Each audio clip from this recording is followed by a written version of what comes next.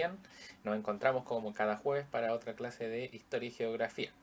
El día de hoy vamos a hablar sobre la colonia en Chile y el objetivo, como lo ha sido durante las últimas clases, va a ser explicar los aspectos centrales de la colonia y hoy nos vamos a preocupar o vamos a ver más en profundidad todo lo que fue el surgimiento de la sociedad mestiza, ¿no es cierto? Esta sociedad que surge del choque entre, o el encuentro entre la sociedad española y la sociedad indígena. Además, con esto ya vamos cerrando esta parte, esta primera parte de este segundo semestre, que tiene que ver desde, o comenzó con el descubrimiento y conquista de América, después pasamos al descubrimiento de Chile y ahora ya lo terminamos con la sociedad que se formó luego de todo este proceso. Pero antes, como siempre, vamos a recordar un poquito qué es lo que habíamos visto la clase anterior. Nosotros habíamos visto que luego ya de instalados los españoles acá en América, comenzaron a fundar las primeras instituciones y comenzaron ya a ocupar los territorios, ¿no es cierto?, americanos. En ese sentido, se formaron diferentes divisiones territoriales que nosotros vimos que las más importantes eran los virreinatos y las capitanías generales. Y aquí teníamos, ¿no es cierto?, vimos este mapa donde se encontraban los virreinatos de Nueva España, Nueva Granada, el virreinato del Perú y el del Río de la Plata, y que Chile en este caso no era un virreinato, sino que era una capitanía general. Ambas, los virreinatos y las capitanías generales, tenían diferentes características que vimos en la clase pasada. Y también vimos el rol de la Iglesia Católica y la importancia que tuvo en todos los aspectos de la vida, ¿no es cierto?, colonial, influyendo tanto en la esfera pública como en la esfera de la vida privada y también en el ámbito de la política. Eso es lo que vimos en la clase pasada. Entonces, como les decía, lo que vamos a ver hoy es el choque cultural entre los indígenas y los españoles, que dio como resultado la formación de una sociedad mestiza que de una u otra forma se le impone a la sociedad, digamos, la cultura española, todo lo que ellos traían, su lenguaje, su religión, sus valores, la alimentación, de una u otra forma se le impone a los indígenas acá. Entonces, por ejemplo, la imagen que tenemos ahí nosotros representa, como bien dice abajito, una pareja de nobles incas, indígenas incas, ¿no es cierto?, contrayendo matrimonio pero ante un arzobispo católico, es decir, dejando atrás lo que era su religión antes de la llegada de los españoles. Por lo tanto, se forma una nueva sociedad que es muy jerarquizada, es decir, está muy ordenada y no se puede prácticamente avanzar o cambiar eh, de estrato social. Y en la cúspide, en lo más alto de esta nueva sociedad, encontramos a los peninsulares, que eran las personas venidas directamente desde España. Ellos estaban, ¿no es cierto?, encargados prácticamente de toda la administración y ocupaban todos los cargos públicos. Luego encontrábamos a los criollos, que eran los personas o las descendientes más cercanos de quienes venían desde España. Es decir, eran las personas ya nacidas en continente americano, pero que eran descendientes de los españoles. Luego tenemos a los mestizos, que era la mezcla entre los europeos y los indígenas. Luego tenemos a los indígenas y más abajo en la escala social tenemos a las personas de origen africano. Como les decía, cada uno de ellos con sus diferentes características que ustedes van a poder ver con más calma en la guía que tienen que trabajar el día de hoy. Entonces, también tenemos dentro de esta sociedad que había un diario vivir, ¿no es cierto?, una convivencia dentro de esta sociedad que se comenzó a formar, o la vida cotidiana, ¿no es cierto? Y la vida cotidiana estaba muy determinada por el estrato social al que uno pertenecía. En ese sentido, durante el periodo colonial, como yo bien les he tratado de decir o les he explicado, la vida en general estaba muy influenciada por la Iglesia Católica. Es algo de lo que hay que tener presente. Ahora bien, como también les decía, cada estrato social tenía su diferente forma de desarrollar su vida cotidiana.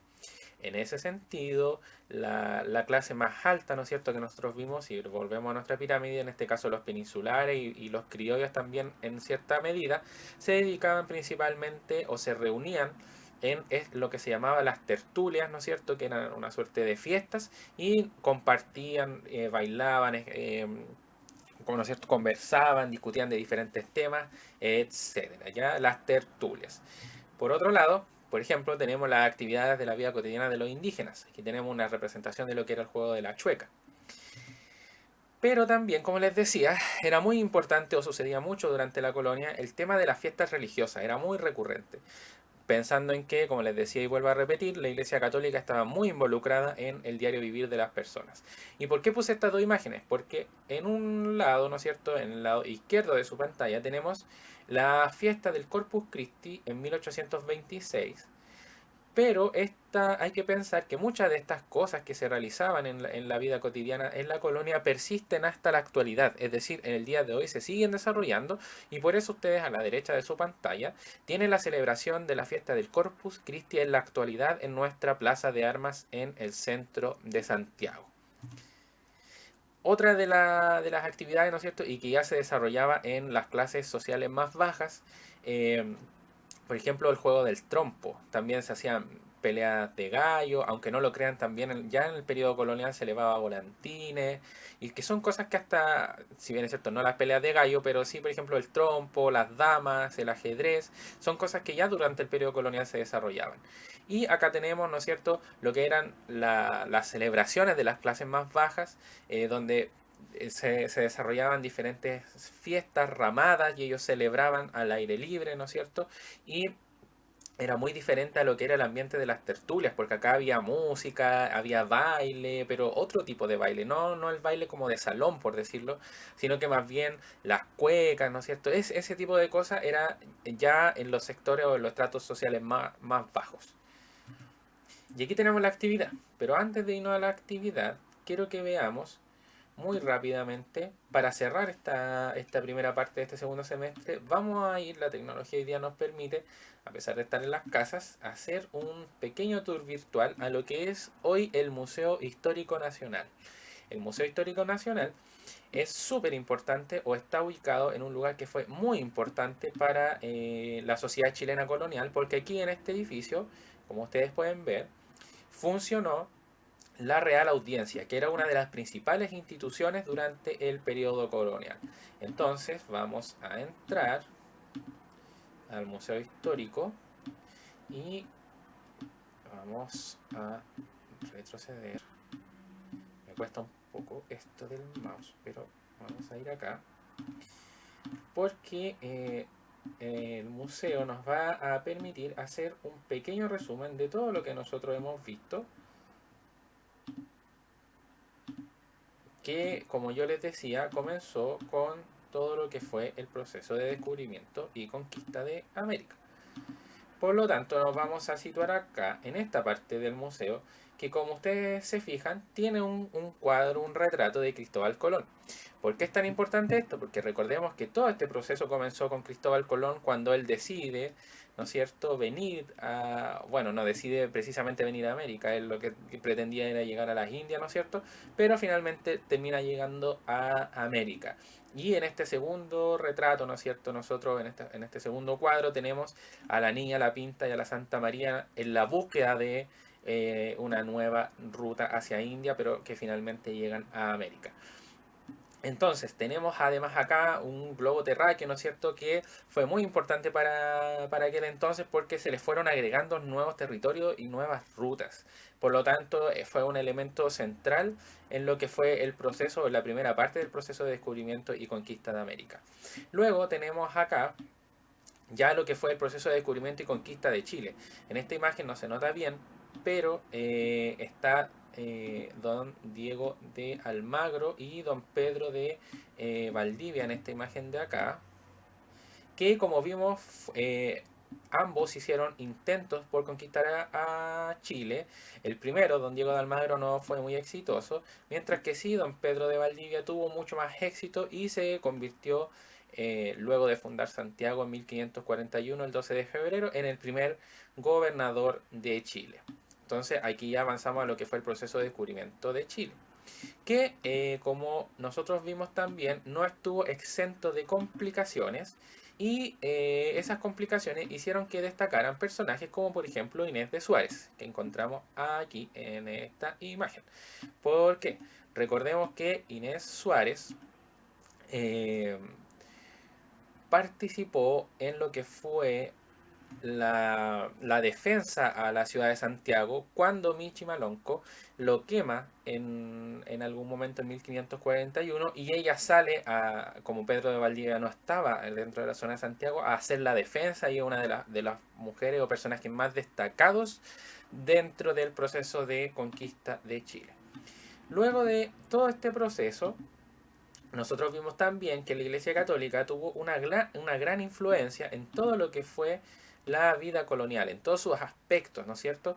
Y la Iglesia Católica durante el periodo colonial tenía un gran poder económico, por lo tanto, como ustedes se pueden fijar acá, todos estos elementos que están acá, eh, pertenecientes justamente a la Iglesia Católica, están hechos con materiales eh, preciosos, oro, plata, etcétera, son de gran valor. Y como bien dice ahí esta imagen, esta infografía, dice la Iglesia y el Estado. Recuerden que yo les dije que finalmente la Iglesia Católica tenía una influencia en todos los aspectos de la vida colonial y uno en donde de los más influyentes, donde más influyó, era en los temas de la vida política.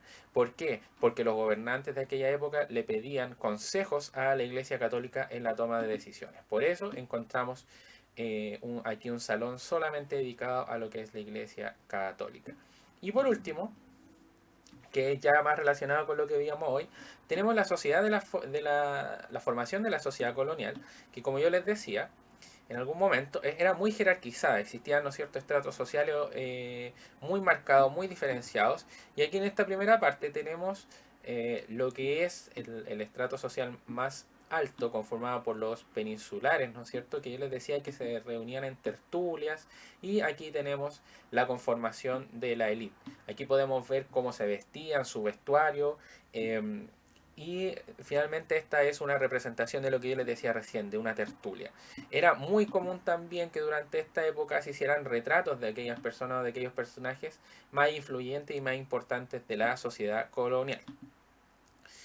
Ahora, vamos a ir a esta parte de acá porque me interesa que podamos ver cómo se conformaba la eh, sociedad colonial, en donde, si bien es cierto, la ciudad siempre era el lugar más importante, porque aquí se concentraban todas las instituciones y finalmente se desarrollaba toda la vida, también existía la vida en el campo, por así decirlo. Y aquí tenemos una representación, ¿no es cierto?, de una hacienda, el camino, y que ya era mucho más alejada. Y me interesa ver, por ejemplo, también que veamos cómo eran las construcciones durante el periodo de la sociedad colonial. Aquí tenemos una casa típica de más de la élite de aquella época de la sociedad colonial. Y por último nos encontramos acá con lo que sería una representación de una cocina ya más tradicional, tradicional en el sentido de las clases sociales más bajas de lo que era el periodo colonial, en donde encontramos, ¿no es cierto?, a una madre y seguramente a su hijo dentro de la cocina, y pueden ver los utensilios, las ollas, ¿no es cierto? Acá, por ejemplo, tenemos unos recipientes, tenemos toda la ambientación. Aquí también tenemos una suerte de olla en donde finalmente se desarrollaba todo, como bien dice ahí, las recetas tradicionales de aquella época. Así que me parecía interesante que pudiéramos recorrer muy rápidamente. Espero que pronto, saliendo de toda la pandemia, podamos visitar físicamente el museo para que lo puedan conocer. Entonces, ya para finalizar esta parte, rápidamente vamos a volver a la actividad. Entonces, las preguntas son simples, sencillas. Primero, según lo visto en clases, ¿cómo era la vida cotidiana en los aspectos públicos en la colonia? Lo vimos, ¿no es cierto? ¿Qué se hacía? ¿Qué desarrollaba? ¿Qué actividades se desarrollaban? ¿Qué aspectos, la segunda pregunta, de la vida, qué aspectos de la vida en los espacios públicos coloniales han permanecido hasta la actualidad? ¿Qué cosas permanecen hasta la actualidad? Lo vimos también, ¿no es cierto? Por ejemplo, los juegos. ¿Qué juegos permanecen hasta la actualidad? Luego tienen que leer un pequeño texto donde tienen que responder una pregunta que es: los oficios representados en la fuente antes leída se asemejan con ciertas ocupaciones en la actualidad. Es un poco relacionado con la pregunta anterior también. Y por último tienen la pirámide social que nosotros vimos ahora durante la clase, y ustedes tienen que responder: ¿cuál de los grupos sociales de la colonia crees que representan de mejor forma a la sociedad chilena actual? ¿Por qué escogen a ese grupo y no a los demás? Y eso sería por hoy. Como siempre, muchas gracias por todo. Sé que este video el día de hoy es un poco más largo, pero era muy necesario que pudiéramos visitar el Museo Histórico para que se pudieran hacer algunas imágenes de lo que era todo este proceso que acabamos de estudiar. Así que eso, como siempre, muchas gracias y cualquier duda nos pueden escribir. Recuerden que estamos trabajando en conjunto con la profe Karina, así que nos pueden escribir tanto a ella como a mí. Un abrazo grande y nos encontramos la próxima semana.